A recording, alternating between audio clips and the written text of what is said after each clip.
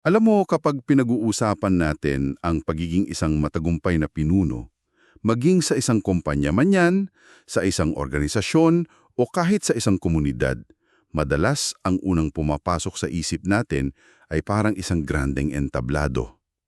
Oo, yung tipong may spotlight talaga. Tama, may malaking spotlight na nakatutok sa'yo, ikaw yung bida, ikaw yung may hawak ng mikropono, at lahat ng tao sa kwarto ay nakatingin. Naghihintay sila sa bawat mabigat na salitang bibitawan mo. Parang ikaw yung tagapagligtas nila sa lahat ng problema, di ba? Eksakto! Gustong-gusto natin yung imahe ng isang pinuno na kayang resolbahin ang lahat ng problema ng mag-isa. Yung tipong superhero na sasalba sa sitwasyon kapag palpak na ang lahat. Nakakasilaw kasi yung ilaw na iyon eh. Nakaka-addict din minsan, yung ganong pakilamdam. Sobra. At dahil doon, madaling isipin na iyon na ang buong kwento ng tagumpay. Napansin-pansin kasi na palagi tayong naaakit sa mga bagay na madaling sukatin. Nakikita natin kung gaano kalakas ang boses ng isang tao sa meeting o kaya kung gaano ka-charismatic ang presensya niya sa harap ng maraming tao. O kung gaano karami ang pumapalakpak sa kanya pagkatapos niyang magsalita. Correct. Nakasanayan na natin na iyan ang definisyon ng epektibong pamumuno. Kumbaga, kung madami kang tagasunod, ibig sabihin magaling ka. Kung lagi kang hinahanap ng mga tao para magdesisyon, ibig sabihin mahalaga ka. Parang hindi pwedeng umikot ang mundo kung wala ka. Oo. At ang problema sa pananaw na iyan, tinuturuan tayong ikabit ang halaga natin sa kung gaano tayo ka-indispensable o kakailangan ng iba. At doon pumapasok ang isang napakalaking bitag. Kasi paano kung sabihin ko sa'yo na ang totoong sukatan ng isang napakalalim at pangmatagalang impluensya ay hindi nangyayari sa ilalim ng spotlight na yon? Payo komunidad pala, 'di ba? Oo. Paano kung ang totoong pamumuno ay nagsisimula at nagkakaanyo doon sa anino? Kaya para sa iyo na nakikinig na yon, oo, ikaw na naghahanap ng paraan para mag-iwan ng tunay na pamana o legacy sa grupo mo. Susuriin natin ng husto ang isang aklat na babaliktad sa nakasanay mong paraan ng paghawak ng tao. Isang napakaganda na malalimang talakayan nito para sa ating ngayon. Talaga. Ang aklat na ito ay Equipped from Shadow to Shepherd, The Ministry Pattern of Christ That Multiplies, ni Chris R. Velasquez. Ang misyon natin sa malalimang pagsusuri na ito ay alamin kung paano tayo makakaalis mula sa pagiging isang pasibong tagamasid lamang. Patungo sa pagiging aktibong pinuno na nagpaparami ng iba pang pinuno. Okay, himayin natin ito. Kasi ang nakikita ko agad na pinakasentro ng sinusubukang gawin ni Velasquez dito ay ang pagwasak sa kung ano ba talaga ang ibig sabihin ng salitang lago o growth. Binabasag niya talaga ang ilusyon natin ng paglago dyan eh. Ipinapakita ng aklat na may dalawang magkaibang modelo ng pagpapalaki ng isang organisasyon. Yung una, tinatawag na addition o pagdadagdag. Addition, okay? Paano ba itong addition na ito? Sa modelong ito, yung tagumpay mo nakadepende sa iisang pinuno na patuloy na humahakot ng maraming tagasunod. Nakasentro ang buong sistema sa kakayahan, lakas, at karisma ng taong iyon. So parang one-man show siya, kumbaga. Oo, one-man show talaga. Kung titingnan mo sa labas, mukhang matagumpay kasi padami ng padami ang tao eh. Pero ang totoo, bumibigat ng bumibigat ang kargada ng pinuno. Ang bawat bagong taong pumasok ay dagdag sa kailangan niyang asikasuhin at pamunuan. Napaka-pamilyar nung senaryong yan ha. Kasi kapag ginawa mo ang lahat, magiging palaasa sa iyo ang lahat. Totoo yan, ubos ka talaga dyan. Parang sa isang startup company, di ba? Kapag ang founder ay ayaw mag-delegate ng mga desisyon, umaabot sila sa isang bottleneck. Hindi gagalaw yung operations. Eksakto. Hindi makakagalaw ang kumpanya kung hindi pipirma si boss. Kaya kahit gaano karami ang empleyado niya, hanggang doon na lang ang lalaguin nila. Kasi limitado lang sa 24 na oras ang araw ng founder na yon. At paano kung nagkasakit siya? Yun na nga eh, kapag nawala ang taong iyon dahil nagkasakit o na-burnout, guguho ang buong sistema na itinayo niya. Kasi walang ibang marunong magmaneho ng barko. Iyan ang mapanganib na epekto ng addition. Ang mga tao ay nagiging taga-konsumo o consumer lamang ng kung ano ang ibinibigay ng pinuno. Kaya, ang inihaharap ng aklat bilang tunay at nagtatagal na solusyon ay ang multiplication. O pagpaparami, Oo, multiplication o tagpaparami. Hango ito sa prinsipyo na makikita sa Biblia, partikular doon sa prinsipyo sa aklat ni Timoteo, kung saan ang direktiba ay hindi humakot ng tagasunod, kundi humubog ng mga tao na may kakayahang humubog din ng iba pang tao. Wow, so papasa mo yung kakayahan. Eksakto. Binabago nito ng tuluyan ang metrics ng tagumpay natin. Ang tagumpay pala ay hindi kung gaano karami ang sumusunod sa'yo. Ang totoong tanong ay, gaano karaming pinuno ang umangat at natutong tumayo sa sarili nilang mga paa dahil sa influensya mo? Kapag inisip mo iyan sa modernong konteksto, parang tulad ito sa galawan sa social media na yon. Sa modelo ng addition, ang mahalaga sa'yo ay kung milyon ang followers mo. Yung ikaw lang ang pinapanood. Oo, gusto mong ikaw lang ang pinakikinggan, ikaw lang ang may viral na content. Pero ang mas malalim at mas nagtatagal na epekto, itong multiplication, ay kung ilan sa mga followers mo ang na-inspire mong maging creators din. Yung nagkaroon na rin sila ng sarili nilang platform. Tama, yung tipong naging independent na sila, may sarili na silang boses, at nagagawa na nilang i-impluwensyahan ang sarili nilang mga network nang hindi ka na kailangan. Ang ganda nung sinabi mong hindi ka na kailangan. Kasi ang hirap lang siguro dito, kapag nag-multiply ka, kailangan mong bitawan yung kontrol. Ay, mahirap talaga yan. Kailangan mong tanggapin na may gagawa ng trabaho mo na baka iba ang estilo o baka nga mas magaling pa sa'yo. Ang pagpapakawala ng kontrol ang pinakamahirap na lunukin para sa maraming may hawak ng posisyon ngayon. Kasi minsan, pride din natin yung natatamaan. Totoo! Sa edition kasi, hawak mo ang manibela, alam mo lahat ng nangyayari. Sa multiplication, literal mong inaabot ang susi ng sasakyan sa iba at pinapanood silang magmaneho. Nakakakaba yun. Sobrang nakakakaba. At dahil dyan, nagkakaroon ng malaking puwang na tinutukoy sa aklat na shadow phase o ang yugto ng pagiging nasa anino.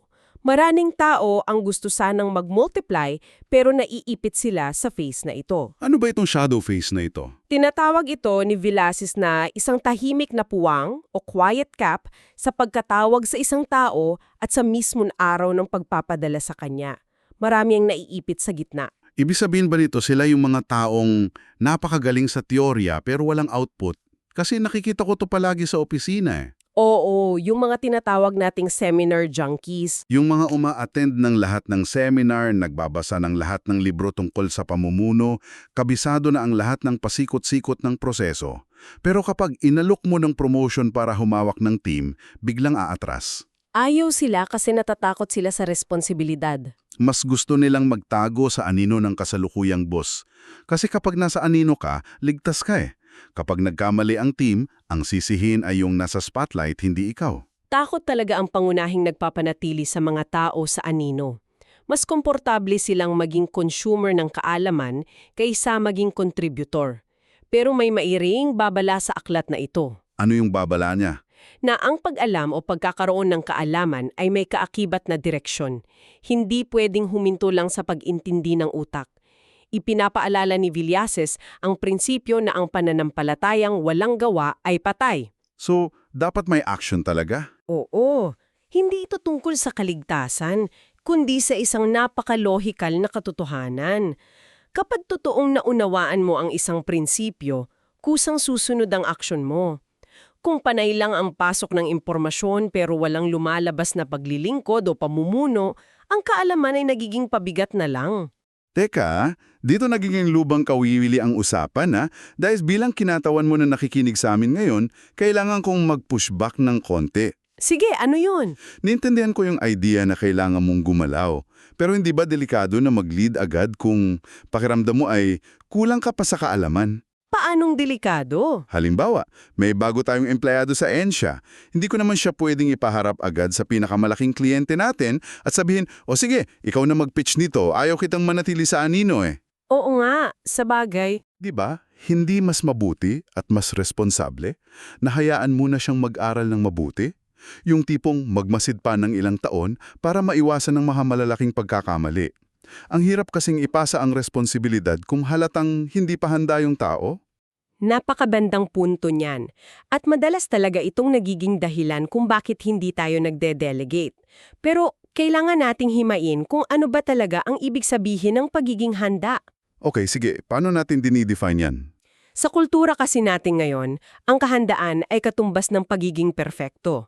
Yung walang mintis, alam lahat ng sagot.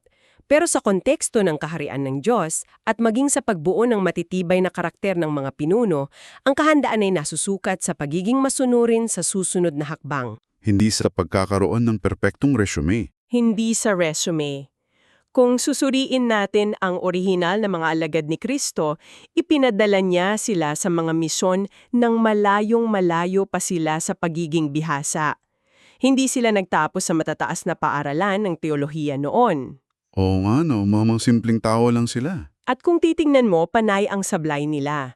Nag-aagawan sila kung sino ang pinakamagaling sa kanila, madalas nilang hindi naiintindihan ang mga simpleng talinghaga, at umabot pa nga sa puntong itinatadwa ni Pedro ang mismong sinusundan niya sa oras ng matinding krisis.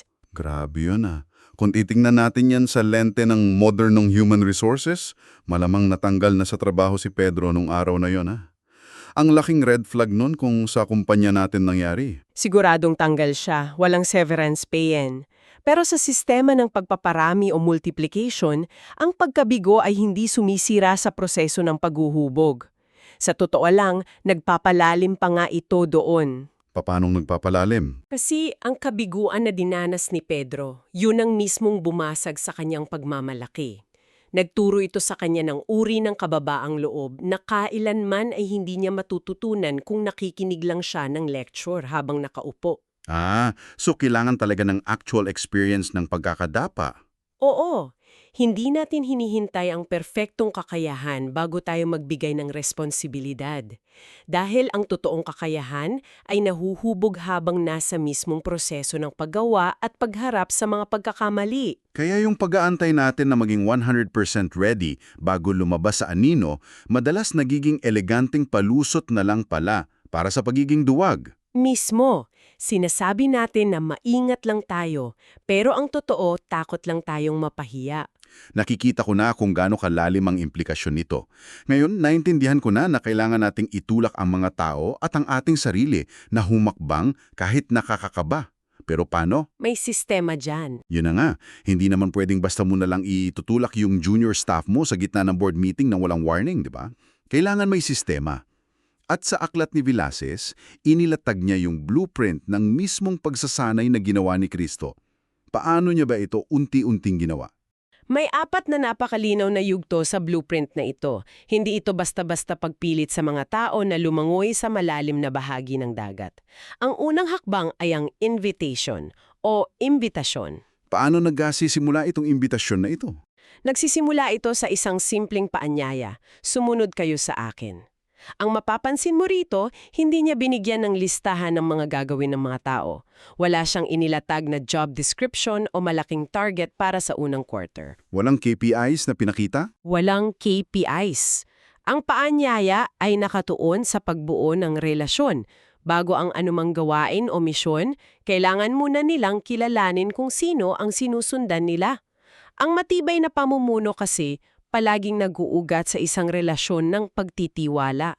So, hindi ka nagsisimula sa pag-assign ng task agad-agad, nagsisimula ka sa pag-invita na sumama muna at magkakilala.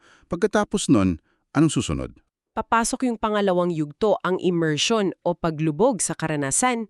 Dito, inilubog ni Jesus ang mga alagad hindi sa isang silid-aralan, kundi sa mismong agos ng kanyang buhay. So, isinama niya talaga sila sa pang-araw-araw. Kasama niya sila saan man siya magpunta, nakita nila kung paano niya harapin ang mga taong galit sa kanya, kung paano siya magpakita ng habag sa mga pulubi sa daan, at kung paano siya umiwalay para manalangin ng tahimik. Wala silang module na binabasa. Wala, hindi ito pag-aaral ng teorya wala sa libro. Ito ay paghuhubog o formation sa pamamagitan ng presensya at pagmamasid sa aktual na buhay. Alam mo, habang sinasabi mo yan, naihisip ko tuloy ang konsepto ng apprenticeship tulad ng pag-aaral ng pagkakarpintero. Paanong sa karpintero? Kasi yung invitation, yun yung pag-alok mo sa isang tambay na, halika, sumama ka sa akin sa talyer. Pagdating doon, hindi mo siya bibigyan agad ng lagari o martilyo. Delikado yun. Oo, paupuin mo muna siya sa gilid para manood. Yun yung immersion. Tinititigan niya kung paano mo sukatin ang kahoy, kung gaano kadiin ang hawak mo sa martilyo, at paano ka mag-react kapag nagkamali ka ng tabas. Natututo siya sa pamamagitan ng pagiging anino mo. Eksaktong proseso iyan. Magandang analogy yung karpentero. Pero hindi pwedeng habang buhay siyang nanonood, di ba? Kaya papasok tayo sa ikatlong yugto. At ito madalas ang pinakamatapang at pinakanakakakabang hakbang para sa pinuno. Ano itong pangatlo? Ang activation o aktibasyon. Dito na ipinapasa ang responsibilidad. Kung babalikan natin ang Biblia, makikita sa aklat ni Lucas na inuutos ni Jesus ang mga alagad na humayo ng daladala sa mga bayan na pupuntahan niya. So, pinalakad na niya sila nang wala siya. Wala siya sa tabi nila para bulungan sila kung anong sasabihin. Isinabak niya sila sa totoong karanasan para maranasan nila mismo ang pagtanggi, ang pagod at ang tagumpay. Ginagamit nila yung mga natutunan nila nung sila ay nagmamasid pa lang. Grabe. Yan yung oras na iaabot na ng master carpenter yung martilyo sa apprentice eh. At aaminin ko, dito ako minsan nahihirapan bilang pinuno. Mahirap mag-let go, di ba? Sobra. Naalala ko dati, nag-delegate ako ng isang mahalagang presentation sa isang junior staff. Nung nasa kalagitnaan na siya, nakikita kong medyo nagkakalat na siya, hindi niya makuha yung atensyon ng kliyente. Ang tindi ng gigil ko. Gusto mong sumingit, ano? Gusto kong agawin yung mikropono, ako na ang sasagot para iligtas yung kumpanya natin sa kahiyan. Ang hirap pigilan, hindi makialam, lalo na kung alam mong kaya mo namang gawin ng mas mabilis at mas maayos. Pero anong mangyayari kung inagaw mo? Yun na. Kung inagaw ko yung mic, pinatay ko yung air, mawawala yung demanda niyang pagsunod sa mga instructions.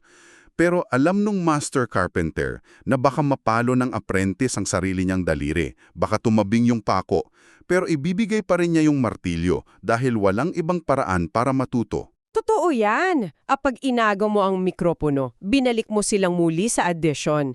Pinatunayan mo na ikaw lang talaga ang magaling. Ang patuloy na paghawak ng mahigpit sa martilyo ang pinakamabilis na paraan para patayin ang pagpaparami sa isang organisasyon. Nakakakonsensya naman yan. So, pagkatapos ng activation, ano yung pang-apat? Pagkatapos nilang maranasan ang mismong hirap at tagumpay sa pamamagitan ng activation, aabot na ang proseso sa huling yugto, ang commissioning o pag-uutos at pagsusugo. Sila na mismo ang gagalaw ng tuluyan. Dito na iniiwanan ng mahigpit na direktiba na humayo at gumawa ng iba pang mga alagad. Hindi na nila kailangan hintayin ang bawat utos mo. Sila na mismo ang maghahanap ng bagong aanyayahan. Sila na rin ang magpapa-experience ng immersion. Oo, at sila na ang bagong magbibigay ng martilyo. Umikot na ang proseso. Naging tunay na mga pastor na ang mga dating nasa anino. Napakagandang sistema niyan. Mula sa invitation, patungo sa immersion, tapos activation, at sa huli ay commissioning. Pero wait, kapag pinag-isipan mong mabuti kung gaano karaming lakas ang kailangan para mag-activate at mag-alaga ng tao. Nakakaubos, di ba? Oo, yung pagpapahaba ng pasensya mo habang nagkakamali sila.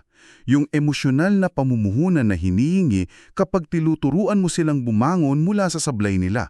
Paano ka hindi mauubos bilang pinuno? Natural lang na mapagod. Kasi kung ganito ka-intense mag-invest sa tao, feeling ko mauubos ang pasensya at lakas ng kahit sinong leader eh. Dito gumagana ang isang matalim na paglilinaw ang aklat tungkol sa pagkakaiba ng karakter at kakayahan. Nagbabala si Velasis na kapag ang kakayahan o competence ay patuloy na limago pero ang karakter ay napag-iiwan, lumilikha ka ng isang napakarupok na pinuno. So, hindi pwedeng puro skills lang. Hindi pwede. Madaling mag-aral ng strategiya, madaling matutunan kung paano magsalita sa harap ng maraming tao, pero ang isang pamumuno na walang malalim at totoong relasyon sa Diyos at sa sarili nitong mga prinsipyo ay nagiging isang malaking pag-aarte o performance lamang. At walang taong kayang mag-arte, magdamag. Mismo. Walang sinuman ang may sapat na lakas para mag-arte ng 24/7. Mabibiyak at mabibiyak ang maskara mo. At bahagi ng matibay na karakter na ito ay isang aspeto ng buhay natin na madalas nating binabaliwala o kinakahiya. Ano yon? Ang pagpapahinga. Nako, dyan tayo tinatamaan lahat. Lagi nating naririnig sa kultura natin ngayon, mula sa mga negosyante sa social media hanggang sa mga overachiever sa kumpanya, na dapat hustle lang ng hustle. Bawal matulog, 'di ba? Oo, i-glorify natin ang walang tulog. Parang nagiging status symbol na ngayon ang sabihing, grabe, 3 hours lang tulog ko kasi ang dami kong inasikaso. Na parang nakaka-proud pa? Lalo na kung naglilingkod ka sa community o sa simbahan. Parang bawal mapagod. Parang kailangan bukas ang pinto mo para sa lahat anumang oras. Kapag nagpahinga ka, pakiramdam mo tamad ka o kulang ang dedikasyon mo sa mga tao mo. Ang mentalidad na yan ang sumisira sa maraming pinuno ngayon. Ang kapahingahan o rest ay hindi luho para sa mga mahina ang loob o espiritu.